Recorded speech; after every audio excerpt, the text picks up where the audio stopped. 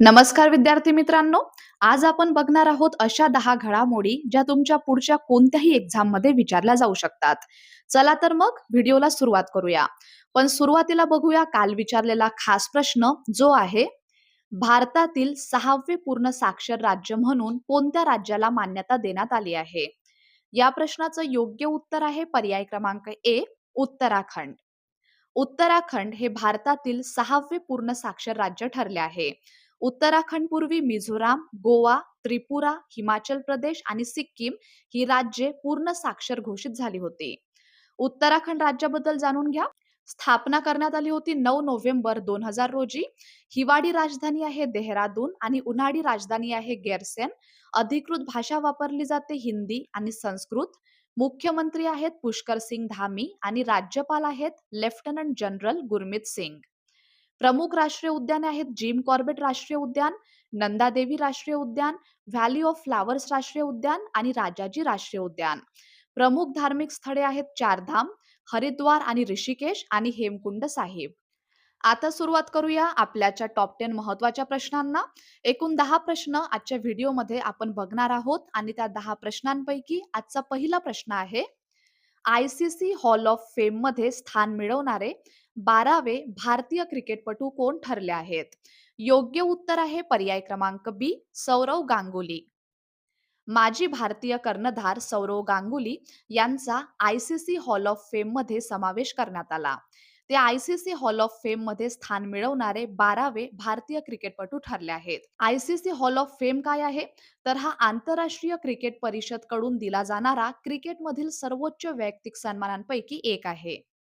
प्रश्न दुसरा आहे, विकसित गुजरात डेटा सेंटर पॉलिसी 2026 ते 2029 याचे उद्घाटन कोणी केले? या प्रश्नाचं बरोबर उत्तर आहे पर्याय क्रमांक बी, भूपेंद्र पटेल. गुजरात सरकारने विकसित भारत डेटा सेंटर पॉलिसी 2026 ते 29 जाहीर केली. या धोरणाचे उद्घाटन मुख्यमंत्री भूपेंद्र पटेल यांनी गांधीनगर येथे केले. या धोरणाचा उद्देश गुजरातला हायपरस्केल डेटा सेंटर, कृत्रिम बुद्धिमत्ता पायाभूत सुविधा आणि क्लाउड सेवांचे प्रमुख केंद्र बनवणे असा आहे. गुजरात स्थापना करण्यात आली होती 1 मे 1960 रोजी. राजधानी आहे गांधीनगर. अधिकृत भाषा वापरली जाते गुजराती. मुख्यमंत्री आहेत भूपेंद्र पटेल आणि राज्यपाल आहेत आचार्य देवव्रत. राष्ट्रीय उद्याने, गीर राष्ट्रीय उद्यान, ब्लॅकबक राष्ट्रीय उद्यान आणि मरीन राष्ट्रीय उद्यान. प्रमुख धार्मिक स्थळे आहेत सोमनाथ मंदिर, द्वारकाधीश मंदिर, नागेश्वर ज्योतिर्लिंग, अंबाजी मंदिर आणि अक्षरधाम मंदिर. प्रश्न तिसरा, भारत ऑस्ट्रेलिया तिसरी वार्षिक शिखर परिषद इंडिया ऑस्ट्रेलिया अॅन्युअल समिट कुठे आयोजित करण्यात आली? योग्य उत्तर आहे पर्याय क्रमांक बी, मेलबर्न, ऑस्ट्रेलिया. भारत ऑस्ट्रेलिया तिसरी वार्षिक शिखर परिषद मेलबर्न येथे पार पडली. या परिषदेत पंतप्रधान नरेंद्र मोदी आणि ऑस्ट्रेलियाचे पंतप्रधान अँथनी अल्बानीस हे सहभागी झाले होते. दोन्ही देशांनी कॉम्प्रिहेन्सिव्ह स्ट्रॅटेजिक पार्टनरशिप अधिक मजबूत करण्याची वचनबद्धता यामध्ये व्यक्त केली. प्रश्न चौथा आहे, AISHE all India survey on higher education 2023-24 नुसार उच्च शिक्षणातील एकूण नावनोंदणी गुणोत्तर मध्ये देशात अव्वल स्थान कोणत्या राज्याला मिळाले आहे? योग्य उत्तर आहे पर्याय क्रमांक सी, तमिळनाडू. तमिळनाडू स्थापना करण्यात आली होती 1 नोव्हेंबर 1956 रोजी. राजधानी आहे चेन्नई. अधिकृत भाषा तमिळ. मुख्यमंत्री सी जोसेफ विजय आणि राज्यपाल आहेत राजेंद्र विश्वनाथ आर्लेकर. प्रसिद्ध राष्ट्रीय उद्याने आहेत मुदुमलाई राष्ट्रीय उद्यान, मुकुर्थी राष्ट्रीय उद्यान, गल्फ ऑफ मन्नार सागरी राष्ट्रीय उद्यान. प्रसिद्ध धार्मिक स्थळे आहेत मीनाक्षी अम्मन मंदिर, रामनाथ स्वामी मंदिर, बृहदीश्वर मंदिर, अरुणाचलेश्वर मंदिर आणि श्री रंगनाथ स्वामी मंदिर. प्रश्न पाचवा, जागतिक लोकसंख्या दिन दरवर्षी कधी साजरा केला जातो? या प्रश्नाचं बरोबर उत्तर आहे पर्याय क्रमांक सी, 11 जुलै. जागतिक लोकसंख्या दिन दरवर्षी 11 जुलै रोजी साजरा केला जातो. या दिवसाचा उद्देश लोकसंख्येशी संबंधित विविध समस्यांबाबत जनजागृती करणे हा आहे. 2026 ची अधिकृत संकल्पना म्हणजेच थीम आहे, आज आणि भविष्यातील तरुणांच्या आशा व आकांक्षा साकार करणे. पुढे जाण्यापूर्वी जर तुम्हाला ही माहिती उपयुक्त वाटत असेल तर चॅनलला नक्की सबस्क्राईब करा. आणि पुढला प्रश्न आहे, अलीकडे भारताच्या दूरसंचार विभागाला WSIS पुरस्कार 2026 कोणत्या उपक्रमासाठी प्रदान करण्यात आला? योग्य उत्तर आहे पर्याय क्रमांक बी, समृद्ध गाव. भारताच्या दूरसंचार विभागाला WSIS world summit on the information society पुरस्कार 2026 प्रदान करण्यात आला. हा पुरस्कार Samriddh Gram integrated phygital service delivery model या उपक्रमासाठी मिळाला आहे. समृद्ध ग्राम हा भारत नेट ब्रॉडबँड नेटवर्कवर आधारित ग्रामीण डिजिटल परिवर्तनाचा प्रमुख उपक्रम आहे.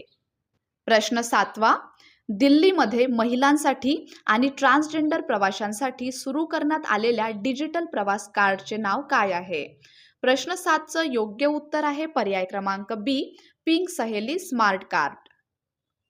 पिंक सहेली स्मार्ट कार्ड हे दिल्लीतील महिला आणि ट्रान्सजेंडर प्रवाशांसाठी डिजिटल प्रवास कार्ड आहे. 1 ऑगस्ट 2026 पासून DTC आणि क्लस्टर बसमध्ये मोफत प्रवासासाठी हे कार्ड अनिवार्य असेल.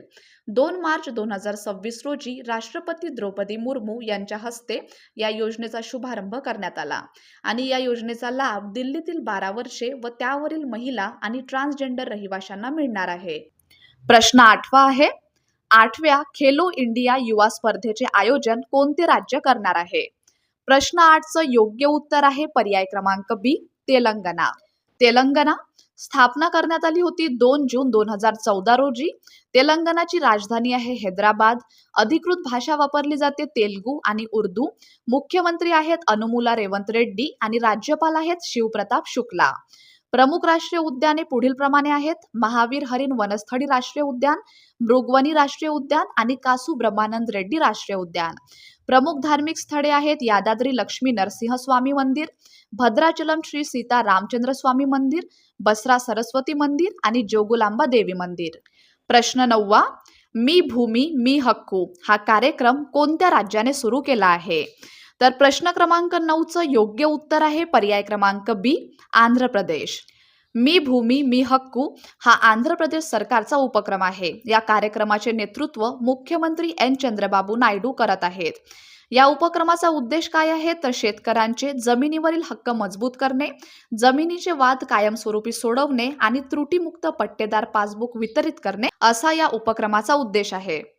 आंध्र प्रदेश स्थापना झाली होती 1 नोव्हेंबर 1956 रोजी. राजधानी आहे अमरावती. अधिकृत भाषा वापरली जाते तेलुगू. मुख्यमंत्री N. चंद्रबाबू नायडू आणि राज्यपाल S. अब्दुल नझीर. राष्ट्रीय उद्याने आहेत श्री व्यंकटेश्वर राष्ट्रीय उद्यान, पापीकोंडा राष्ट्रीय उद्यान आणि राजीव गांधी राष्ट्रीय उद्यान. राजीव गांधी राष्ट्रीय उद्यानाला रामेश्वरम राष्ट्रीय उद्यान या नावानेही ओळखले जाते. प्रमुख धार्मिक स्थळे आहेत तिरुमला व्यंकटेश्वर मंदिर, श्रीशैलम मंदिर आणि कनकदुर्गा मंदिर. प्रश्न 10वा आहे, भारतातील पहिले इंडोर वनस्पती उद्यान इंडोर बोटॅनिकल गार्डन कोणत्या शहरात उभारले जात आहे? प्रश्न क्रमांक 10चं बरोबर उत्तर आहे पर्याय क्रमांक बी, पटना, बिहार. बिहार स्थापना झाली होती 22 मार्च 1912 रोजी. राजधानी आहे पटना. अधिकृत भाषा वापरली जाते हिंदी आणि उर्दू. मुख्यमंत्री आहेत सम्राट चौधरी आणि राज्यपाल आहेत लेफ्टनंट जनरल सय्यद अता हसनैन. प्रमुख राष्ट्रीय उद्यान आहे वाल्मिकी राष्ट्रीय उद्यान आणि प्रमुख धार्मिक स्थळे आहेत बोधगया आणि तख्त श्री हरिमंदिर साहेब. तर विद्यार्थी मित्रांनो, हे होते आपल्याचे टॉप 10 महत्त्वाचे प्रश्न आणि आता आहे तुमच्यासाठीचा खास प्रश्न. अलीकडे दाक्षायणी योजना कोणत्या राज्याने सुरू केली आहे? पर्याय ए आहे तमिळनाडू, पर्याय बी आहे कर्नाटक, पर्याय सी केरळ आणि पर्याय डी तेलंगणा.